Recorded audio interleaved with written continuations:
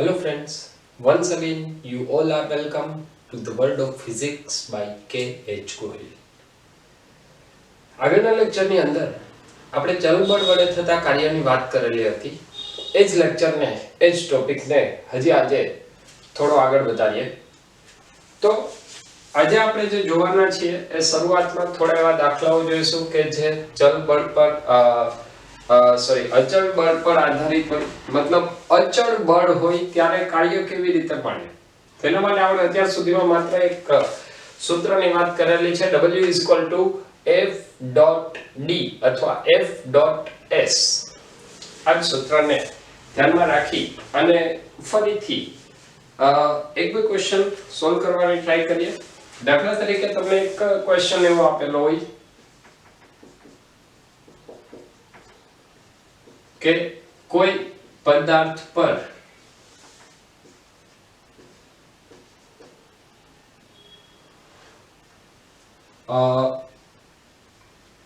અચળ બળ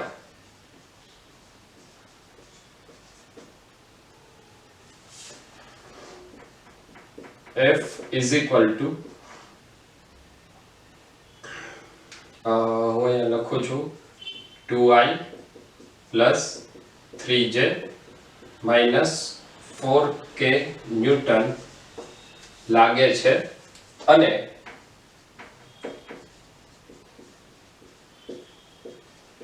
આ બળ દ્વારા પદાર્થ 1, 2 અને 0 મીટર થી 2, 4, 1 મીટર સુધી સ્થાનાંતર પામે છે.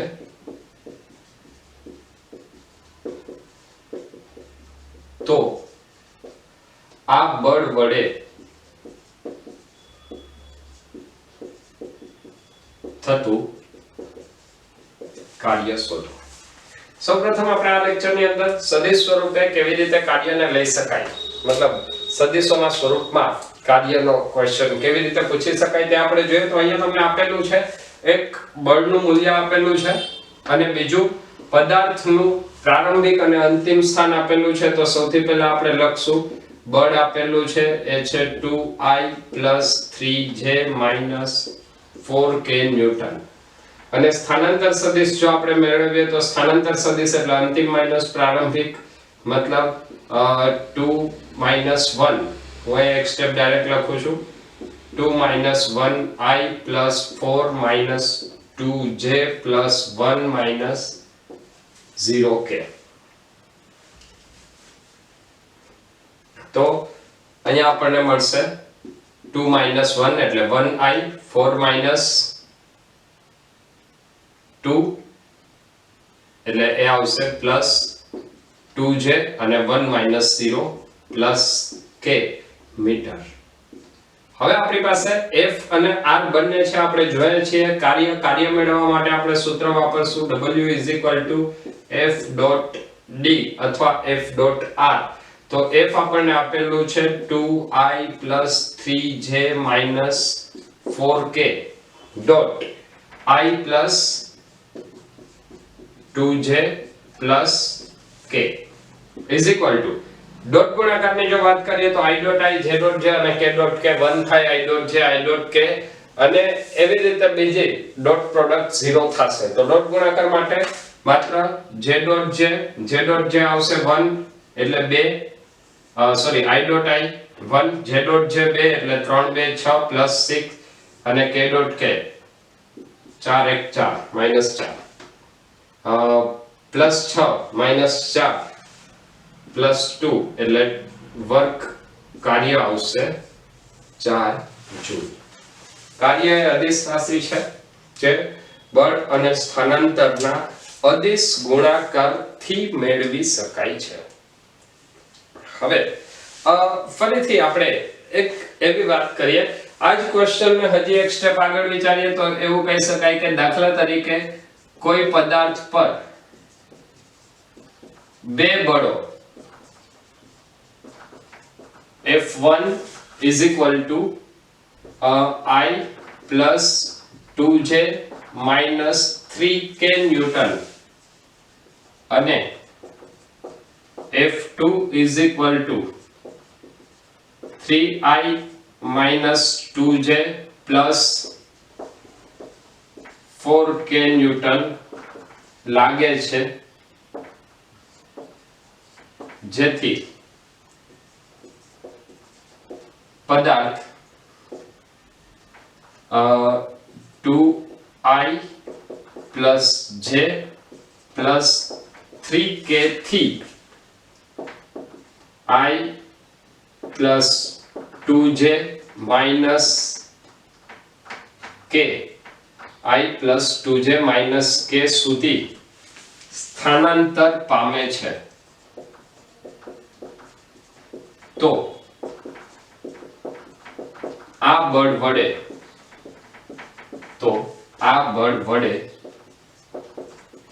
થતું કાર્ય શોધો. તો આ ક્વેશ્ચન ની અંદર ફરીથી આપણે વિચારીએ તો અહીંયા આપણને આપેલું છે, બે બળો આપેલા છે અને કાર્ય શોધવાનું છે, સ્થાનાંતર પણ આપેલું છે. તો સૌથી પહેલા આપણે ચોખ્ખું બળ અને પદાર્થનું સ્થાનાંતર શોધવું પડશે. તો પદાર્થ પર લાગતું ચોખ્ખું બળ F net અથવા તો F, તો F બરાબર શું આવશે? બંને બળોનો સરવાળો. તો F બરાબર બંને બળોનો સદિશ સરવાળો કરવો પડશે. F1 એટલે એ આપણને આપેલું છે I plus 2J minus 3K અને પ્લસ F2 આપણને આપેલું છે 3I minus 2J plus 4K. તો આ બંને બળોનો સદિશ સરવાળો આવશે I plus 3I 4I 2J minus 2J એટલે 0 અને minus 3K plus 4K 4I plus K newton. આ આપણને મળશે પરિણામી બળ. હવે પરિણામી બળ પછી બીજું આપણે અહીંયા સ્થાનાંતર શોધવું પડશે. તો સ્થાનાંતર આપણને મળશે અંતિમ સ્થાન માઈનસ પ્રારંભિક સ્થાન. તો સ્થાનાંતર માટે ફરીથી આપણે લખીએ, સ્થાનાંતર બરાબર અંતિમ સ્થાન એટલે I plus 2J minus K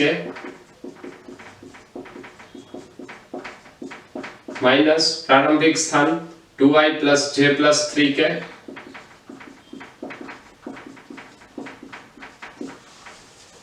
is equal to, તો અંતિમ સ્થાન માઈનસ પ્રારંભિક સ્થાન I minus 2I એટલે એ આવશે minus I plus 2J minus J plus J અને minus K minus 3K એટલે એ આવશે minus 4K મીટર. આટલું પદાર્થનું સ્થાનાંતર થશે. હવે આપણે શોધવાનું છે તેના વડે થતું કાર્ય, આ બળ વડે થતું કાર્ય. તો કાર્ય માટે આપણી પાસે ડાયરેક્ટ સૂત્ર છે W is equal to F dot D અથવા W is equal to શું લખશું? F dot R. જો W is equal to F dot R હોય તો આના ઉપરથી બળ આપણી પાસે છે, બળ છે 4I plus K dot minus I plus J minus 4K. તો હવે આને ફરીથી આપણે સોલ્વ કરીએ. I dot I 1 એટલે -4, J dot J 0, K dot K 1 -4. તો અહીંયા થતું કાર્ય એ આવશે -8 ન્યૂટન. તો આ બળ વડે થતું કાર્ય -8 ન્યૂટન નું હોય. ફરીથી એક ક્વેશ્ચન જોઈએ જેની અંદર તમને આપેલું છે એક સરસ મજાનો નવા કન્સેપ્ટ વાળો ક્વેશ્ચન લે. એક 2 મીટર લંબાઈની સમાન દળ વિતરણ ધરાવતી ચેન મતલબ સાંકળ છે.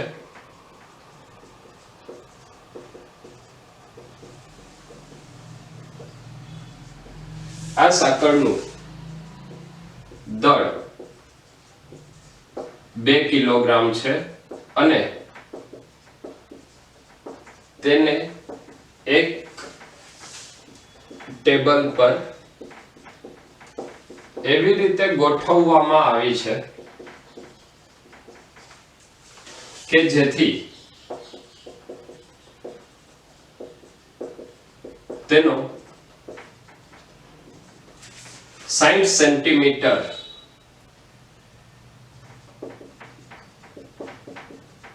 જેટલો ભાગ ટેબલની કિનારીથી મુક્ત રહે તો આ સાંકળને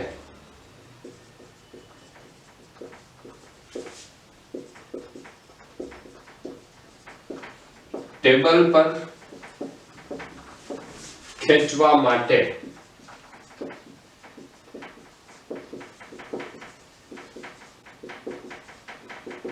કરવું પડતું કાર્ય શોધો. તો આ સાંકળને ટેબલ પર ખેંચવા માટે કરવું પડતું કાર્ય શોધો. તો આની અંદર ક્વેશ્ચન ની અંદર એક નવો કન્સેપ્ટ છે એટલા માટે આ ક્વેશ્ચન તમને આપેલો છે. સૌપ્રથમ તો માની લઈએ કે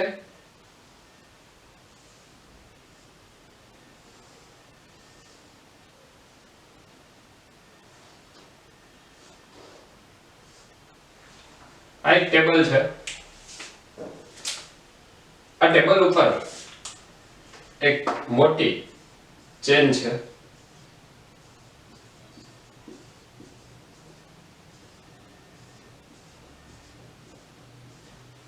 એ ચેનની કુલ લંબાઈ તમને આપેલી છે 2 મીટર અને 60 સેન્ટીમીટર જેટલો ભાગ નીચે લટકતો રહે છે. મતલબ આ જે લંબાઈ છે એ લંબાઈ તમને આપેલી છે 60 સેન્ટીમીટર. હવે જો તમારે આ ચેનને ટેબલ ઉપર ખેંચવી હોય તો કેટલું કાર્ય કરવું પડે તે આપણે શોધવાનું છે. તો ચેનને ટેબલ ઉપર ખેંચવા માટે કરવું પડતું કાર્ય શોધો. આની અંદર ફરીથી એક કન્સેપ્ટ આપણે વિચારીએ.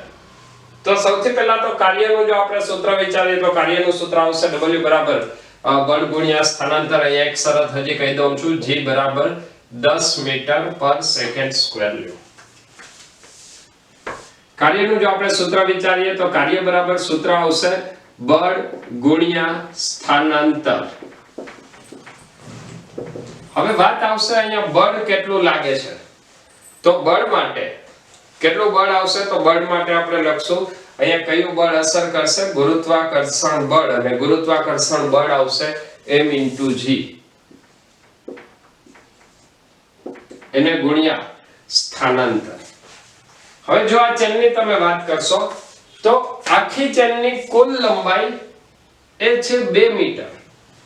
2 મીટરમાં દળ કેટલું છે 2 કિલોગ્રામ. 2 મીટરની ચેન છે અને તેનું દળ આપણને આપેલું છે 2 કિલોગ્રામ. જો 2 મીટરની ચેનનું દળ 2 કિલોગ્રામ હોય તો આનો મતલબ એવું થાય કે આ ચેનનું એકમ લંબાઈ દીઠ દળ, એકમ લંબાઈ દીઠ દળ એટલે 1 મીટરની લંબાઈમાં એનું દળ કેટલું છે તો 2 મીટરમાં 2 કિલોગ્રામ તો 1 મીટરમાં 1 કિલોગ્રામ. તેથી 60 સેન્ટીમીટર લંબાઈનું દળ, 60 સેન્ટીમીટર એટલે 0.6 મીટર તો 0.6 કિલોગ્રામ પર મીટર.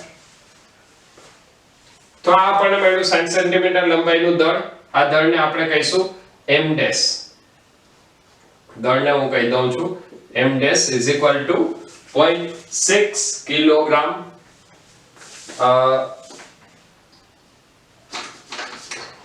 આનું દળ આવશે m ડેશ = 0.6 કિલોગ્રામ. હવે ફરીથી આગળ વાત કરીએ. અહીંયા આપણે સ્થાનાંતર શોધવું પડશે. જો તમારે સમગ્ર ચેનને ટેબલની ઉપર ખેંચવી હોય તો ટેબલની ઉપર ખેંચવા માટે તમે ચેનનું સ્થાનાંતર કેટલું કરાવશો? તમે તરત જ જવાબ કહેશો કે આ ચેનને 60 સેન્ટીમીટર ખેંચવી જોઈએ. જો તમે આ ચેનને 60 સેન્ટીમીટર ખેંચશો તો આખી ચેન ટેબલ ઉપર આવશે, જે આપણે શોધવાનું છે. પરંતુ એ સ્થિતિની અંદર ફરીથી એક વાત કહું છું, જ્યારે ચેનની લંબાઈ 60 મીટરની હશે ત્યારે તમારે જે બળ લગાડવું પડશે એના કરતા ચેનની લંબાઈ જ્યારે 40 સેન્ટીમીટરની થાય ત્યારે જે બળ લગાડવું પડે ને 20 સેન્ટીમીટરની થાય ત્યારે જે બળ લગાડવું પડે, આ તમામ બળો જુદા જુદા હશે. આનો મતલબ કે અહીંયા આપણે ફરીથી એક નવી વાત વિચારવી પડશે. એના માટે કરશું શું? જો સમાન દળ વિતરણ હોય તો આપણે સૌથી પહેલી વાત એ લેવાની કે આ ચેનની જે કુલ લંબાઈ છે એનું સેન્ટર ક્યાં છે. તો એનું સેન્ટર ક્યાં આવશે? અડધી લંબાઈ એટલે કેટલી થશે? 30 સેન્ટીમીટરે. તો આ ચેન માટે અસરકારક સ્થાનાંતર કેટલું આવશે? અડધી લંબાઈ એટલે કેટલું થશે? 30 સેન્ટીમીટર, 0.3 મીટર. અને આ 30 સેન્ટીમીટર માટે તમારે આખી ચેનને ઉપર લેવાની છે. મતલબ સ્થાનાંતર 30 સેન્ટીમીટર અને એનું બળ એટલે વજન બળ કેટલું આવશે? m' * g. તો અહીંયા હું લખીશ m' * g * સ્થાનાંતરને માની લે કે હું s વડે દર્શાવું છું. m' એટલે અસરકારક દળ, જે આપણને મળ્યું 0.6 * g. ક્વેશ્ચન ની અંદર આપેલું છે g બરાબર 10 મીટર પર સેકન્ડ સ્ક્વેર લો અને અસરકારક સ્થાનાંતર લટકતી ચેનની અડધી લંબાઈ 0.3. ફરીથી રિપીટ કરું છું, જ્યારે તમે ઉપરથી ખેંચો છો ત્યારે બળ વધશે, નીચેનો છેડો આવશે એમ બળ ઘટતું જશે. એટલા માટે આપણે એની સરેરાશ લીધી. સરેરાશ ક્યાં આવે? તો આખી ચેન પ્રારંભિક થી લઈને છેલ્લા છેડા સુધી, તો એની સરેરાશ આવશે 30 સેન્ટીમીટર. એટલા માટે મેં અહીંયા ચેનનું સ્થાનાંતર 60 સેન્ટીમીટર નહીં પરંતુ કેટલું લીધું છે? 30 સેન્ટીમીટર. હવે આની જો આપણે ગણતરી કરીએ તો આ આવશે 0.6 × 10 એટલે 6 × 3, તો એ કાર્ય આવશે 1.8 જૂલ. કાર્ય કેટલું આવશે? 1.8 જૂલ. ચલો, ક્લિયર છે આટલું? તો આ આપણને મળશે થતું કાર્ય, જે કાર્ય મળશે 1.8 જૂલ. કરવાનું શું? ફરીથી રિપીટ કરું છું, એકમ લંબાઈ દીઠ દળ શોધી લ્યો. એકમ લંબાઈ દીઠ દળ આપણને મળ્યું 1 કિલોગ્રામ. 60 સેન્ટીમીટર નું દળ કેટલું? 0.6 કિલોગ્રામ. અને 0.6 કિલોગ્રામ માટે બળ આવશે m * g. 0.6 * 10 એટલે 6 અને 6 × 0.3 1.8 જૂલ. ફરીથી એક નવો કન્સેપ્ટ લે. પૃથ્વીની સપાટીથી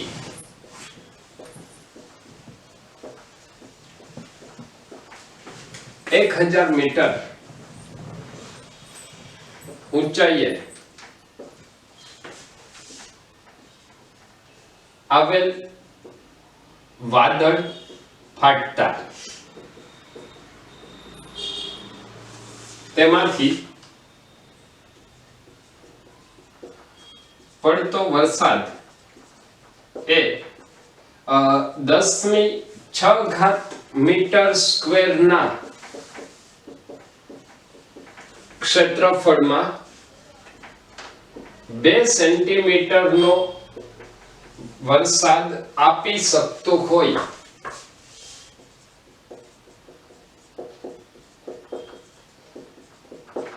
તો આ પાણીને વાદળ સુધી લઈ જવામાં કેટલું કાર્ય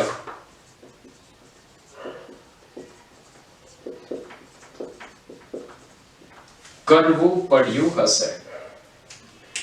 સૌથી પહેલા તો ક્વેશ્ચન સમજો કે તમને એવું કીધું છે કે જમીનથી 1000 મીટરની ઊંચાઈએ વાદળ કે કેટલા બધા વાદળો આવેલા છે અને આ વાદળો અચાનક ફાટી પડે છે, મતલબ એમાંથી વરસાદ પડે છે અને આ વરસાદ કેટલો પડે છે એ તમને આપેલું છે 10⁶ મીટર સ્ક્વેર ના ક્ષેત્રફળમાં 2 સેન્ટીમીટર નો વરસાદ.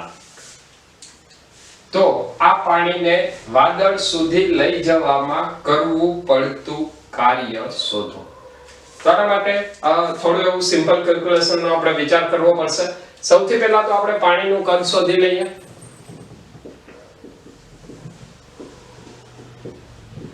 પાણીનું કદ બરાબર ક્ષેત્રફળ ગુણ્યા ઊંડાઈ.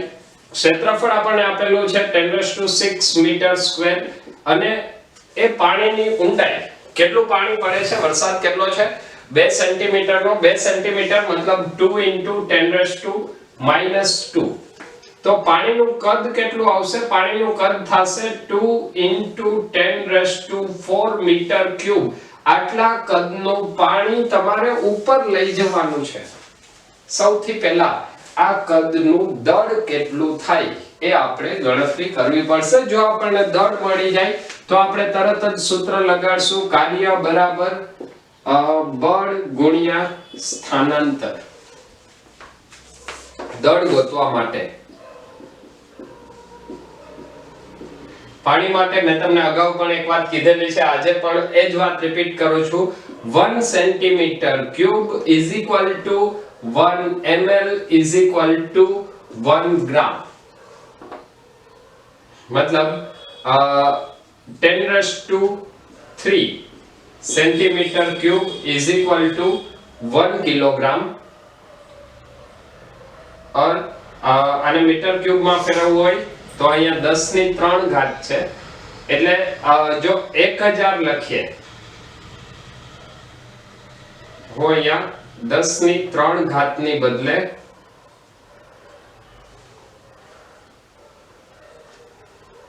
લખું છું 10⁻². અચ્છા, આ 10⁻³ સેન્ટીમીટર ક્યુબ એ કેના બરાબર થયું? 1 કિલોગ્રામ બરાબર. હવે જો અહીંયા મારે એવું લખવું હોય કે 1 મીટર ક્યુબ બરાબર કેટલા કિલોગ્રામ, તો 1 મીટર ક્યુબ કરવા માટે અહીંયા મારે શું કરવું પડશે? 10⁻⁶ × 10⁻³ તો અહીંયા મીટર ક્યુબ આવે. સેન્ટીમીટરના મીટર ક્યુબ કરવા હોય તો 10⁻⁶ કરવા પડે. મતલબ 10⁻⁶ અને 10⁻+3 એ કેટલા આવશે? 10⁻³ metre cube is equal to 1 kilogram. 10⁻³ is equal to 1 kilogram. અથવા આને એવું લખાય કે જો 1 મીટર ક્યુબ લઈએ તો એની અંદર 1000 કિલોગ્રામ પાણી હોય. 1 મીટર ક્યુબમાં પાણી કેટલું હશે? 1000 કિલોગ્રામ. તો અહીંયા કેટલા મીટર ક્યુબ છે? 2 × 10⁴. તેથી પાણીનું કદ, ઉપરોક્ત પાણીનું દળ, સોરી, એ કેટલું આવશે? 2 × 10⁴ ગુણ્યા 10⁻³ તો એ પાણીનું દળ આવશે 2 × 10⁷ કિલોગ્રામ. હવે આપણી પાસે દળ છે તો ગુરુત્વાકર્ષણ બળ એટલે એ આવશે m × g × s. m છે 2 × 10⁷. g કાઈ નથી આપ્યું તો આપણે લઈ લઈએ 9.8. અને કેટલી ઊંચાઈએ પાણીને લઈ જવાનું છે એ આપેલું છે 1000 મીટર. 1000 મીટર મતલબ 10⁻³ તો આ આવશે 10⁻10⁻, 2 × 9.8 18 19.6 ગુણ્યા 10⁻10⁻, જૂલ. આટલા જૂલ કાર્ય કરવું પડે, અથવા તમે એને 1.96 × 10⁻11 જૂલ પણ લખી શકો. ફરીથી અચળ બળ વડે થતા કાર્યની અંદર એક સરસ મજાનો છેલ્લો ક્વેશ્ચન જોઈ અને આપણે ચલ બળ વડે થતા કાર્યની ચર્ચા કરીશું. તો એક ક્વેશ્ચન ફરીથી જોઈએ.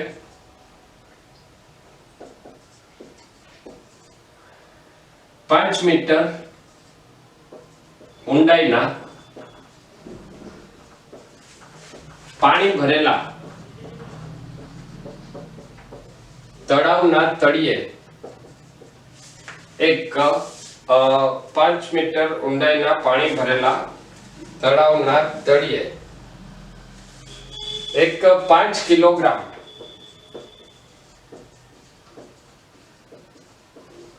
દળ ધરાવતો પથ્થર છે, જેની વિશિષ્ટ ઘનતા 3 છે. આ પથ્થરને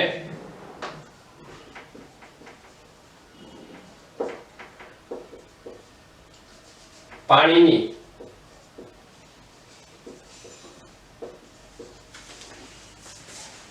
સપાટી સુધી લાવવા માટે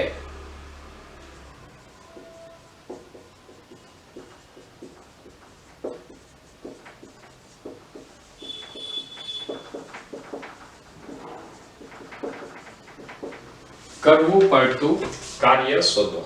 5 મીટર ઊંડાઈનું એક તળાવ છે, પાણી ભરેલું.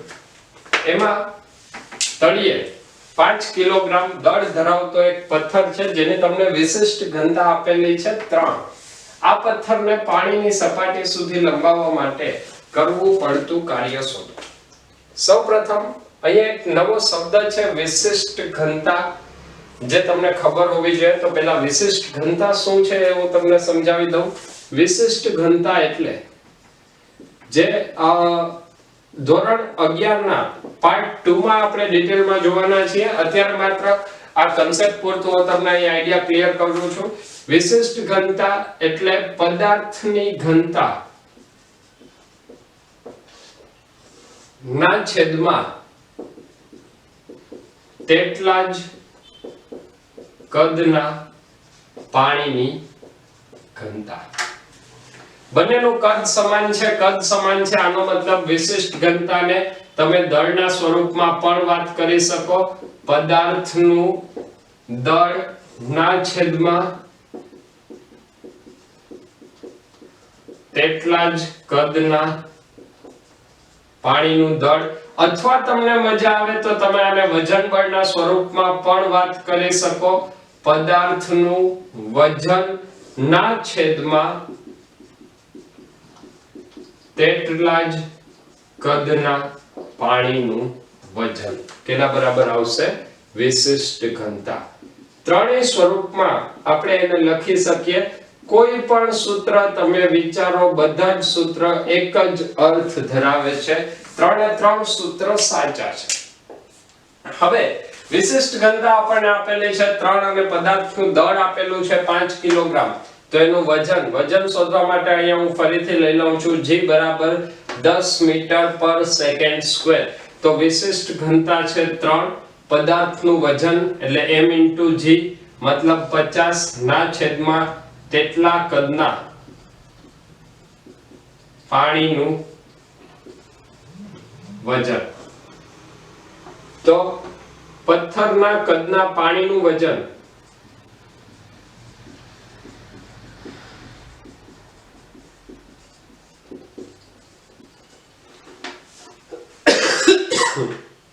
અથવા તો વજન બળ એ કેટલું થશે?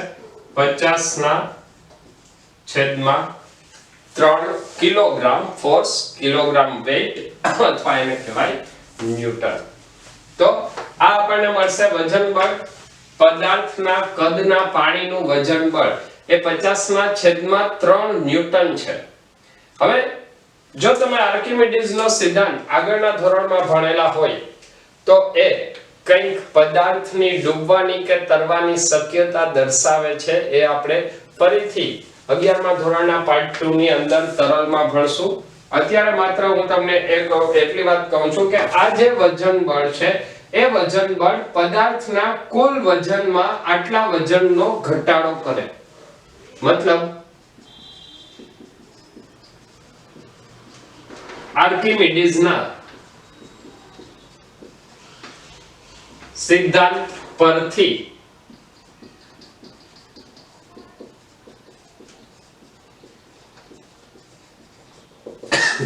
પદાર્થનું પાણીમાં વજન, તો પદાર્થનું વજન કેટલું છે? પદાર્થનું દળ આપણને આપેલું છે 5 કિલોગ્રામ, તો એનું વજન થશે 50 માઈનસ 50 ના છેદમાં 3. 50 માઈનસ 50 ના છેદમાં 3 એટલે એ આવશે 100 ના છેદમાં 3 ન્યૂટન.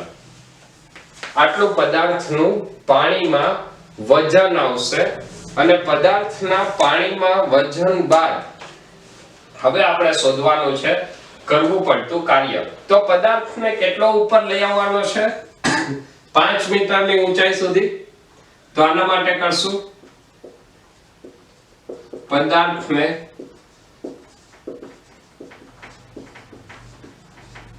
5 મીટરની ઊંચાઈ સુધી લઈ જવા માટે કરવું પડતું કાર્ય W બરાબર બળ ગુણ્યા સ્થાનાંતર. બળ એટલે એ આવશે 100 ના છેદમાં 3 અને સ્થાનાંતર એ છે 5. 5 ના છેદમાં 3 એટલે 1. લગભગ 1.7 into 00 કરવું પડતું કાર્ય લગભગ 170 જૂલ જેટલું આવશે. ચલો ક્લિયર છે? તો કરવું પડતું કાર્ય આવશે લગભગ 170 જૂલ. હવે અત્યાર સુધી આપણે જે વાત કરી એની અંદર બળ અચળ રહેતું હતું, પરંતુ ઘણી બધી જગ્યાએ એવા કિસ્સાઓ આવશે કે જ્યાં બળનું મૂલ્ય પણ બદલાતું હોય. તો આવા સંજોગોમાં કાર્ય કેવી રીતે શોધવું, તો એના માટેની હવે પછીની થિયરીમાં આપણે વાત કરશું. તો હવે પછીનો ટોપિક આવશે ચલ બળ વડે થતું કાર્ય. ચલ બળ વડે થતું કાર્ય. તો ચલ બળ વડે કાર્ય કેવી રીતે થાય તેની આપણે હવે ચર્ચા કરીશું. દાખલા તરીકે આપણે એક એવી સ્થિતિનો વિચાર કરીએ કે જેની અંદર બળનું મૂલ્ય પણ બદલાય છે. F વિરુદ્ધ x નો એક આલેખ છે જેની અંદર બળનું મૂલ્ય સતત રીતે બદલાય છે. જો બળ અચળ હોય તો આપણે સીધી ગણતરી કરીએ છીએ કાર્ય બરાબર બળ ગુણ્યા સ્થાનાંતર. પરંતુ આ સ્થિતિમાં બળનું મૂલ્ય સતત બદલાય છે એટલે આપણે સીધું કાર્ય શોધી શકશું નહીં. તો હવે શું કરવાનું? આપણી પાસે જે કન્સેપ્ટ છે, કન્સેપ્ટ એવો છે કે જો બળ અચળ હોય અને એને ગુણ્યા એનું સ્થાનાંતર કરીએ તો એ કાર્ય આપશે. એ જ કન્સેપ્ટનો ઉપયોગ કરી અને આને આપણે સોલ્વ કરશું. અને સોલ્વ કેવી રીતે કરશું? તો આ જે સ્થાનાંતર છે એ આખું સ્થાનાંતર ક્યાંથી ક્યાં સુધીનું છે? A થી B સુધીનું. હવે એ સ્થાનાંતરને હું એક ખૂબ જ નાનો ભાગ, એનું એક ખૂબ જ નાનું સ્થાનાંતર dx વિચારીશ. આ સ્થાનાંતરનું ખૂબ જ નાનું સ્થાનાંતર dx વિચારીશ. જો આનું ખૂબ જ નાનું સ્થાનાંતર dx લઈએ તો આ dx સ્થાનાંતર માટે બળનું મૂલ્ય લગભગ અચળ વિચારી શકાય. હવે જો હું dx લઉં તો dx માટે બળનું મૂલ્ય અચળ, તો અહીંયા થતું કાર્ય મને dw મળશે. dw શા માટે? સ્થાનાંતર નાનું તો કાર્ય નાનું, સ્થાનાંતર ખૂબ જ નાનું તો કાર્ય પણ ખૂબ જ નાનું મળશે. એટલે dx સ્થાનાંતર માટે થતું કાર્ય શેના વડે લખીએ છીએ? dw. તો dw બરાબર શું લખવું પડશે? બળ ગુણ્યા સ્થાનાંતર. ફરીથી યાદ રાખજો, રિપીટ કરું છું. A થી B સુધીના સ્થાનાંતર માટે બળ અલગ છે, બળ અચળ નથી, પરંતુ ખૂબ નાના સ્થાનાંતર માટે બળને અચળ ગણી શકાય. અને આ સ્થિતિમાં dw બરાબર આપશે F dx. આ સૂત્ર 100% સાચું છે. ચલ બળ હોય કે અચળ બળ હોય, dw બરાબર F dx 100% સાચું છે. વાત આવશે કે હવે આપણે શું જોતું હતું? તો આપણે x સ્થાનાંતર જોતું હતું. ક્યાંથી ક્યાં સુધી? A થી B સુધી, તો A થી B સુધીનું સ્થાનાંતર જો x જેટલું હોય તો એ x જેટલા સ્થાનાંતર માટે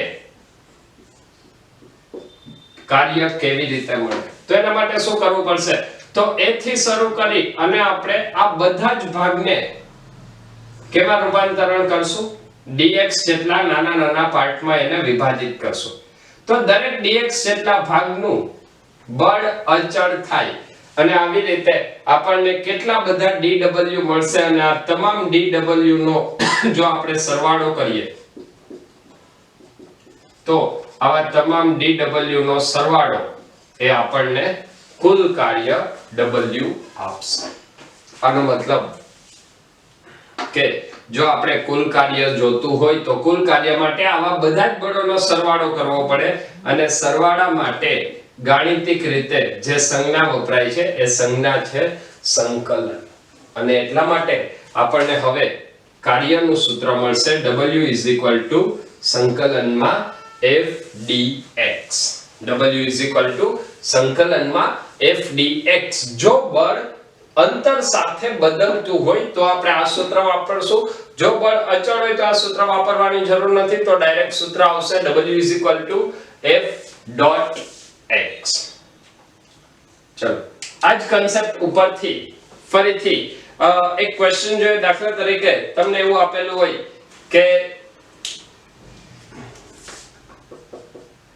કોઈ એક બળ સ્થાનાંતર પ્રમાણે f 2x અનુસાર બદલાય છે,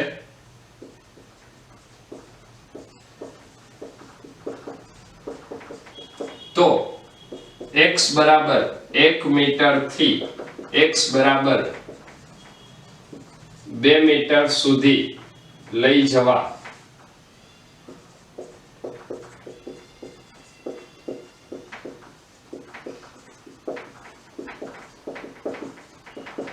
કરવું પડતું કાર્ય શોધો. x બરાબર 1 મીટર થી x બરાબર 2 મીટર સુધી લઈ જવા માટે કરવું પડતું કાર્ય શોધો. બળ સ્થાનાંતર અનુસાર બદલાય છે એટલે આપણે સૂત્ર વાપરવું પડશે ચલ બળનું w f dx. dx સ્થાનાંતર ક્યાંથી ક્યાં સુધી?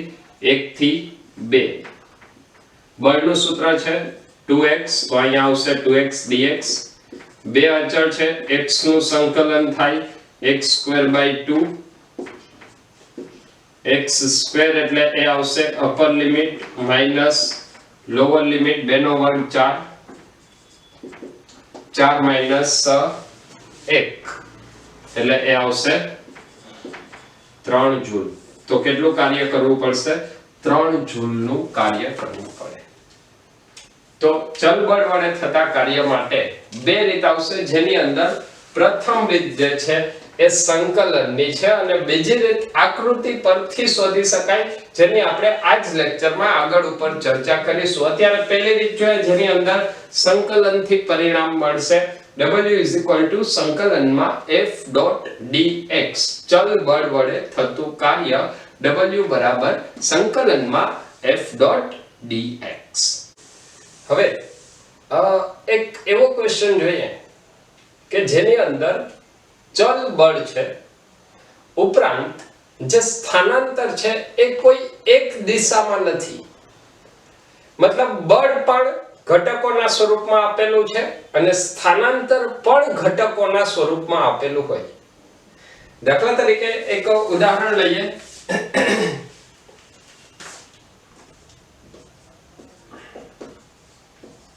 કોઈ એક પદાર્થ પર બળ F is equal to 3x square I plus 2y 3x square I plus 2y જે ન્યૂટન લાગે છે કે જેથી પદાર્થનું સ્થાનાંતર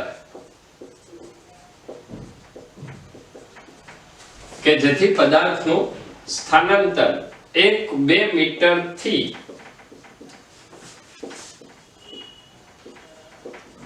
3-4 મીટર સુધી થાય છે, તો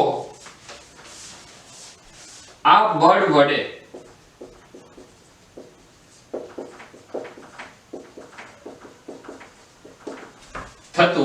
કાર્ય શોધો. અહીંયા તમને એક સ્થિતિ એવી આપેલી છે કે જ્યાં પદાર્થનું સ્થાનાંતર અને પદાર્થ પર લાગતું બળ બંને ઘટકોના સ્વરૂપમાં છે. મતલબ x ઘટક ઉપર જે બળ લાગે છે એ x ઘટકમાં સ્થાનાંતર કરાવશે, y ઘટક ઉપર જે બળ લાગે છે એ y ઘટકમાં સ્થાનાંતર કરાવશે. મતલબ x દિશાનું પણ કાર્ય મળશે અને y દિશાનું પણ કાર્ય મળે. તો કુલ કાર્ય કેવી રીતે લખવું? કાર્ય એ અદિશ રાશિ છે. કુલ કાર્ય શોધવા માટે x દિશામાં થતું કાર્ય પ્લસ y દિશામાં થતું કાર્ય. આ વાત 100% સાચી છે. તો અહીંયા કાર્ય કેવી રીતે મળશે? જો આપણે થતું કુલ કાર્ય શોધવું હોય તો કુલ કાર્ય આપણને કેવી રીતે મળશે? તો કુલ કાર્ય માટે હું અહીંયા લખું છું W સંકલનમાં fx dx પ્લસ સંકલનમાં fy dy. x ક્યાંથી ક્યાં સુધી? 1 થી 3 સુધી અને y ક્યાંથી ક્યાં સુધી? 2 થી 4 સુધી. fx તો બળ x ઘટક કયો છે? 3x². તો અહીંયા આપણે લખશું 3x² dx plus fy 2y dy. સંકલન કરી નાખીએ એક વખત એટલે અહીંયા આવશે 3 બાર આવે x² નું સંકલન x³ by 3 1 2 3 plus 2y² by 2 2 2 4 2 2 3 3 બે ભાગી જશે. x³ એટલે એ આવશે upper limit minus lower limit plus upper limit minus lower limit. 3 નો ઘન આવશે 27 માઈનસ 1 પ્લસ 16 માઈનસ 4. 27 માઈનસ 1 એટલે આવશે 26 અને 16 માઈનસ 4 12. તો આનો જવાબ આપણને મળશે 38 જૂલ. કરવું પડતું કુલ કાર્ય 38 જૂલ હોય. જો તમને અહીં આ સ્ટેપને લઈ અને કોઈ મનમાં શંકા કુશંકા હોય તો એને પણ આપણે દૂર કરીએ. આપણે અત્યાર સુધી શું ભણ્યા છે? ચલો એ સ્ટેપને યાદ કરીએ. આ સ્ટેપ ઓટોમેટિક આવી જશે. તો અત્યારે આપણે ભણ્યા છીએ W f.dx અથવા x ને બદલે શું લખશું? dr. જ્યારે f.dr હોય ત્યારે તમારે સંકલન લખવું પડે. તો W f.dr. અહીંયા હું ફરી પાછું લખું છું. બળ સદિશ સ્વરૂપે આપેલું હોય તો અહીંયા મારે લખવું પડશે fxi cap plus fyj cap plus fzk cap dot. dr માટે આપણે લખશું dxi cap plus dyj cap plus dzk cap is equal to સંકલનમાં હવે અહીંયા ફરીથી ડોટ પ્રોડક્ટ છે i dot i1 એટલે અહીંયા આવશે fx dx plus fy dy plus fz dz. હવે અહીંયા આ સંકલન x સાપેક્ષ છે, આ y સાપેક્ષ છે અને આ z સાપેક્ષ છે એટલે હું અહીંયા લખીશ fx dx ક્યાંથી ક્યાં સુધી? xi થી xf plus fy dy yi થી yf plus fz dz zi થી zf. તો આપણને થતું કુલ કાર્ય મળશે. આ જ સૂત્ર મેં અહીંયા ડાયરેક્ટ લખેલું છે. તો આના ઉપરથી ફરીથી એક અગત્યનું પરિણામ મળશે કે જ્યારે તમને બળ અલગ અલગ સદિશના સ્વરૂપમાં આપેલું હોય અને સ્થાનાંતર પણ અલગ અલગ સદિશના સ્વરૂપમાં આપેલું હોય, મતલબ ઘટકોના સ્વરૂપમાં આપેલું હોય, તો કોઈ ચિંતા કરવાની જરૂર નથી. માત્ર x દિશામાં થતું કાર્ય, y દિશામાં થતું કાર્ય અને z દિશામાં થતું કાર્ય શોધી અને તેનો સરવાળો કરો.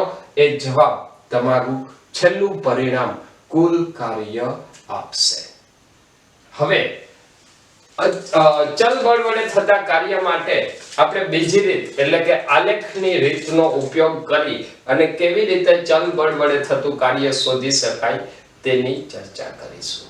હવે બીજી રીતની આપણે વાત કરીએ, ચલ બળ વડે થતું કાર્ય, જેની અંદર એક આપણે સૂત્રની રીતની વાત કરી જે સંકલનથી મળી શકે, અને બીજી રીત જે મેં તમને ચેપ્ટર નંબર 3 ની અંદર જ્યારે આલેખ ભણાવેલા હતા ત્યારે પણ તમને વાત કરેલી હતી. એ જ વાત આજે હું ફરીથી રિપીટ કરું છું, એ છે આલેખની રીત. તો જ્યારે પણ કોઈ પણ એવી પરિણામી ભૌતિક રાશિ મેળવવાની વાત આવે કે જે પરિણામી ભૌતિક રાશિનું મૂલ્ય બે ભૌતિક રાશિઓના ગુણાકારથી મળે છે, ત્યારે હંમેશા આલેખ દ્વારા ઘેરાયેલું ક્ષેત્રફળ એ તે પરિણામી ભૌતિક રાશિનું મૂલ્ય આપે છે. ફરીથી વાતને રિપીટ કરું છું, જ્યારે તમે એવી ભૌતિક રાશિ શોધો છો કે જે ભૌતિક રાશિ x અક્ષ અને y અક્ષ પરની ભૌતિક રાશિના ગુણાકારથી મળે છે, તો આ ભૌતિક રાશિ આલેખ પરથી શોધવા માટે હંમેશા તેના દ્વારા ઘેરાયેલું કે તેના દ્વારા અંતરાયેલા ક્ષેત્રફળથી મળશે. આનો મતલબ કે જો આપણે 2 મિનિટ માટે એવું માની લઈએ કે અહીંયા આપણને એક આલેખ આપેલો છે અને આલેખ આપેલો છે f વિરુદ્ધ x નો. આ આલેખ પરથી તમારે કાર્ય શોધવાનું છે. તો આ આલેખ પરથી કાર્ય કેવી રીતે મળે? તો કાર્ય શોધવા માટે કાર્યનું સૂત્ર શું છે? w f x, f.x. પણ આપણે એને f અને x ના ગુણાકારના સ્વરૂપમાં વિચારી શકીએ.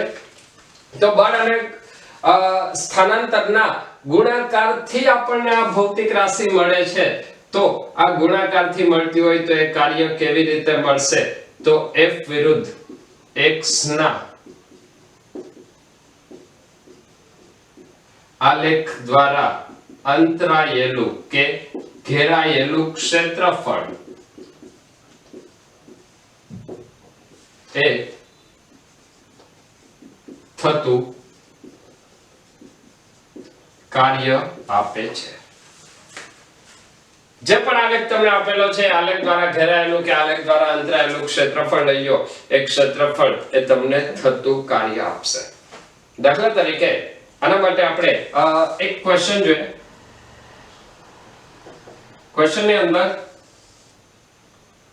તમને f વિરુદ્ધ x નો એક આલેખ આપેલો છે, જ્યાં x એ મીટરમાં છે અને બળ F એ ન્યૂટનમાં આપેલું છે. મૂલ્ય આપણે થોડા લખી નાખીએ. ગણતરી કરવાની છે તો 10, 20, 30, -10, -20 અને -30. અહીંયા હું લઈ લઉં છું 5, 10, 15, 20, 25 અને 30. ચલો સૌથી પહેલા શરૂઆત કરીએ. દાખલા તરીકે તમને આલેખ કંઈક આપેલો છે, A, B, C, D અને E.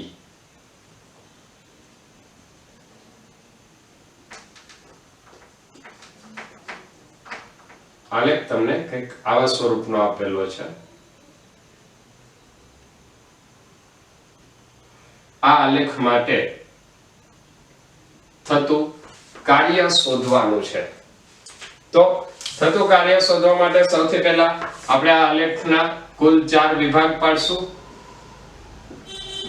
જેથી આપણને ક્ષેત્રફળમાં ગણતરીમાં સરળતા રહે. આ ચારે વિભાગ થતા ચારે વિભાગ દ્વારા ઘેરાયેલા ક્ષેત્રફળનો સરવાળો એ કુલ ક્ષેત્રફળ આપશે અને એ કુલ ક્ષેત્રફળ આપણને થતું કાર્ય આપશે. તો હું અહીંયા લખીશ w w1 w2 w3 w4. w1 એટલે પહેલા ભાગનું ક્ષેત્રફળ, તો એ લંબચોરસ છે. 5 થી 10 નું સ્થાનાંતર આવશે 5 અને 0 થી 10 એટલે 10. તો 10 ગુણ્યા 5 પ્લસ w2 બીજા ભાગ માટે બે બાજુઓ સમાંતર હોય એનું ક્ષેત્રફળ 15 - 10 એટલે એ આવશે 5 ગુણ્યા આ ભાગનું ક્ષેત્રફળ આવશે 5 ગુણ્યા 10, 0 થી 10 એટલે 10 અને 0 થી 20 એટલે 20, તો 10 વત્તા 20 ના છેદમાં 2. આ ક્ષેત્રફળનું સૂત્ર છે એવું ચતુષ્કોણ કે જેની બે બાજુઓ સમાંતર હોય તો બંને સમાંતર બાજુની સરેરાશ ગુણ્યા એ બંને વચ્ચેનું લંબ અંતર પ્લસ W3. W3 માટે ત્રિકોણ એટલે ત્રિકોણનું સૂત્ર આવશે 1/2 ગુણ્યા પાયો ગુણ્યા વેધ 20 પ્લસ W4 એટલે બીજું ત્રિકોણ, એના માટે ફરી પાછું ત્રિકોણનું ક્ષેત્રફળ 1/2 ગુણ્યા પાયો એને ગુણ્યા વેધ 5 ગુણ્યા 10 એટલે 50 પ્લસ 10 ને 20 30, 30/2 15 ગુણ્યા 5 75. અને અહીંયા તમે જોશો કે આ જે ઉપરનું ક્ષેત્રફળ છે એટલું જ આ નીચેના ભાગનું ક્ષેત્રફળ થશે, મતલબ આ બંને શૂન્ય થશે, બંને એકબીજાની અસર નાબૂદ કરે. આ પ્લસ W છે તો આ એટલું જ માઈનસ W આવશે, તો પરિણામી કુલ કાર્ય એ કેટલું આવશે 125 જૂલ થતું કુલ કાર્ય આવશે 125 જૂલ. આની અંદર તમને ધન કાર્ય અને ઋણ કાર્ય અલગ અલગ રીતે પૂછે તો એની અંદર તમારે ધન કાર્યમાં 3 કાર્ય લેવા પડે અને ઋણ કાર્ય આ લેવું પડશે, પરંતુ આપણે ચોખ્ખા કાર્યની વાત કરેલી હતી તો ચોખ્ખું કાર્ય આવશે 125 જૂલ. હવે ચલબળ વડે થતા કાર્યનો ફરીથી એક ક્વેશ્ચન છે અને ત્યારબાદ આજનો લેક્ચર પૂર્ણ કરીશું. તો એક ક્વેશ્ચન છે જે તમને એનસીઈઆરટી બુકની અંદર પણ આપેલો છે, એક સરસ મજાનો સરળ ક્વેશ્ચન. એક રેલવે પ્લેટફોર્મ પર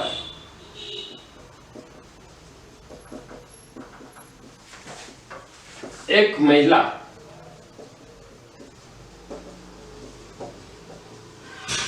એક રેકડીને ધક્કો મારીને ખસેડે છે. પ્રથમ 50 મીટરમાં તે 100 ન્યૂટનનું અચળ બળ લગાડે છે. ત્યારબાદ તે થાક અનુભવતા આ બળ બાકીના 50 મીટરમાં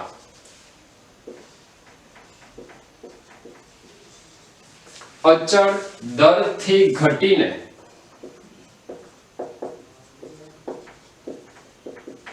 50 ન્યૂટન થાય છે. જો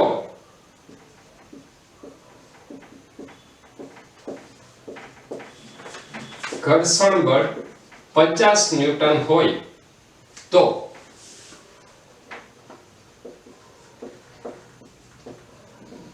થતું તો મહિલા વડે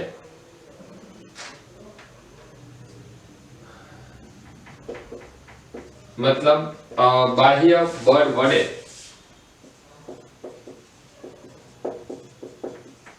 થતું કાર્ય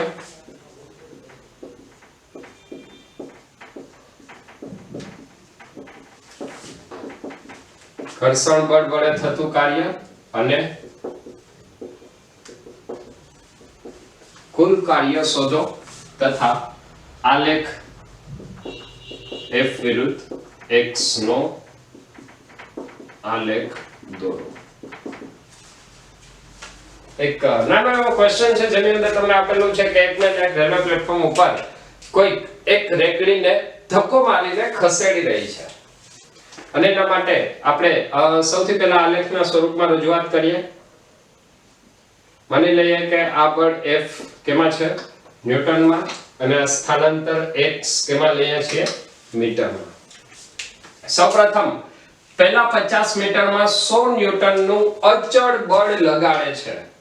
માની લઈએ કે આ +50 પ્લસ 100 minus 50 minus 100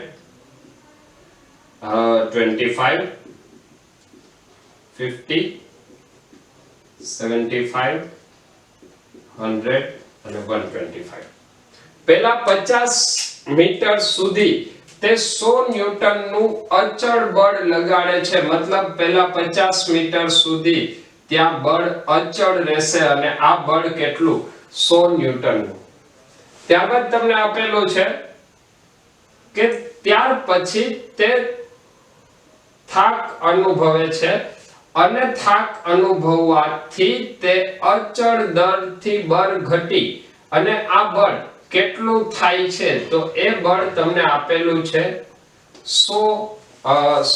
50 ન્યૂટન નું બળ થાય છે અને આ સમગ્ર ગતિ દરમિયાન ત્યાં અચળ ઘર્ષણ બળ 50 ન્યૂટન નું લાગે છે મતલબ અચળ ઘર્ષણ બળ પણ તમારે ગણતરીમાં લેવું પડશે અને એ આવશે 50 ન્યૂટન તો અહીંયા આપણે જો બાહ્ય બળ વડે થતું કાર્ય શોધવું હોય તો બાહ્ય બળ વડે થતું કાર્ય એટલે W1 અને W2 નો સરવાળો કરવો પડશે અને ઘર્ષણ બળ વડે થતું કાર્ય એ આવશે W3 તો હવે આપણે આ ક્વેશ્ચનની શરૂઆત કરીએ આકૃતિ પરથી અથવા આલેખ પરથી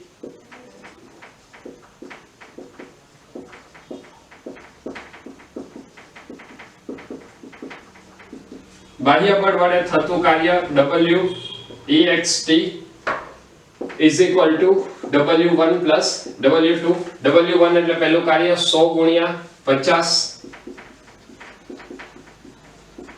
વત્તા બીજું કાર્ય 100 અને 50 એટલે બેની સરેરાશ અને 50 થી 100 એટલે 50 તો એ આવશે 100 plus 50 ના છેદમાં 2 ગુણ્યા 50 100 ગુણ્યા 50 એટલે એ આવશે 5000 પ્લસ 6250 એટલે અહીંયા આપણને કુલ કાર્ય મળશે 11250 W એક્સટર્નલ બાહ્ય બળ દ્વારા થતું કાર્ય 11250 જૂલ આવશે ફરીથી અહીંયા શોધીએ ઘર્ષણ બળ વડે થતું કાર્ય